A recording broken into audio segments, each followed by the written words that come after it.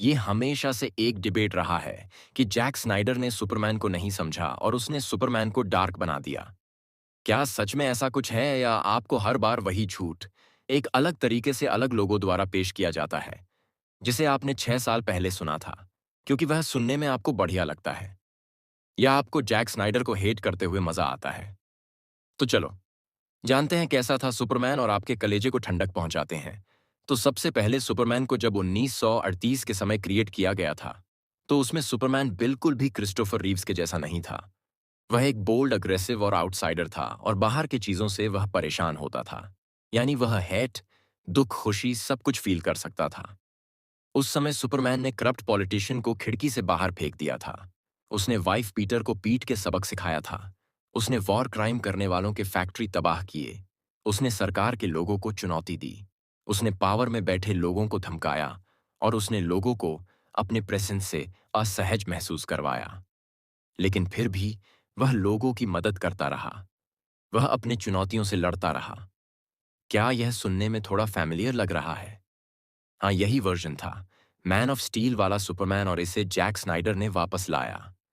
Jack Snyder ने हमें Superman का कंफर्ट जोन नहीं दिखाया, बल्कि उसके डर, तकलीफ और उसको सवालों से घिरा हुआ दिखाया। जैक स्नाइडर समय के साथ कॉमिक्स में हुए बदलाव को भी साथ में लेके चलते गए। जब द्वितीय विश्व युद्ध शुरू होने लगा, तब सुपरमैन को पैट्रियोटिज्म के नाम पर बेचा गया और एक नारा दिया गया, ट्रुथ, जस्टिस एंड अमेरिकन। वे फिर सुपरमैन को सॉफ्ट किया गया, लेकिन उसके पावर को कम नहीं किया गया। बल्कि जब वह उसकी कमजोरी नहीं रही, तो क्रिप्टोनाइट और बाद में चलकर मैजिक का सहारा लिया गया। फिर बाद में कॉमिक्स में हुए बदलाव से जब लोग सुपरमैन को होप के नजरिए से देखने लगे, एक मसीहा के तौर पर, तब उसे एक बेहूदे से तर्क के अंदर रख दिया गया कि सुपरमैन किसी को मार नहीं सकता। तुम जितने भी यूट्यूबर्स हो, तुम में थोड़ी सी सच्चाई कहने की हिम्मत है, तो बोलो कि जैक स्नाइडर ने इस कैरेक्टर का कम से कम सम्मान किया। ये सारे लोग जो जैक स्नाइडर पर आरोप लगाते हैं कि उसने बहुत सी चीजें बदल दी, अरे नहीं, उसने कुछ चेंज नहीं किया।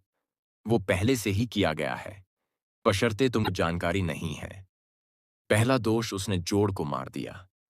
वो क्रिस्टोफर रीव्स का सुपरमैन कर चुका है, और वह भी स्माइल के साथ, और ये कॉमिक्स में भी है। फिर उसे गॉड लाइक बीइंग होने का आरोप है। वह बात सत्य है, सुपरमैन है ही। वैसा कई कॉमिक्स में ये दिखाया जा चुका है। वैसे स्नाइडरवर्स में पब्लिक उसे गॉड लाइक बीइंग जैसी देखती है। उसे वैसा दिखाने का एक अलग मकसद था। फिर कहा जाता है कि उसका सुपरमैन डार्क था। कहाँ डार्क था भाई? उसने तो पहले से ही ये सब काम कर चुका है। डार्क इसलिए था क्योंकि उसमें बहुत से अलग अलग रंग नहीं थे। उसका सुपरमैन सीरियस था, जिसे कॉमिक्स में वैसे ही लिखा गया है। इवन गन, जो दावा करता है कि उसने ऑल स्टार से अपनी कॉमिक्स की स्टोरी लिखी है, उसमें भी सुपरमैन कोई मजाकिया नहीं है। नहीं नहीं, डार्क इसलिए था क्योंकि उसने जोड़ का गला तोड़ दिया। तो वो सामने वाला आपके पूरे यूनिवर्स के लोगों को तड़पा तड़पा के मारने की बातें कर रहा है। आप उस पे दया कैसे कर सकते हो? ये कॉमिक्स और आपके फेवरेट रीव्स साफ भी तो कर चुके हैं। तुम लोग जितने भी हो, तुम लोगों से बस एक विनती है, कुछ भी लिखने कहने से पहले जरा रिसर्च करके आओ। और हाँ, सुपरमैन हमेशा से ताकतवर था, हर कॉमिक में वह ताकतवर है। जैक स्नाइडर ने कुछ किया हो या न हो, इस कैरेक्टर को सम्मान पहुंचाया जिसे तुम लोग लाल चड्डी वाला कह के मजाक उड़ाया करते थे।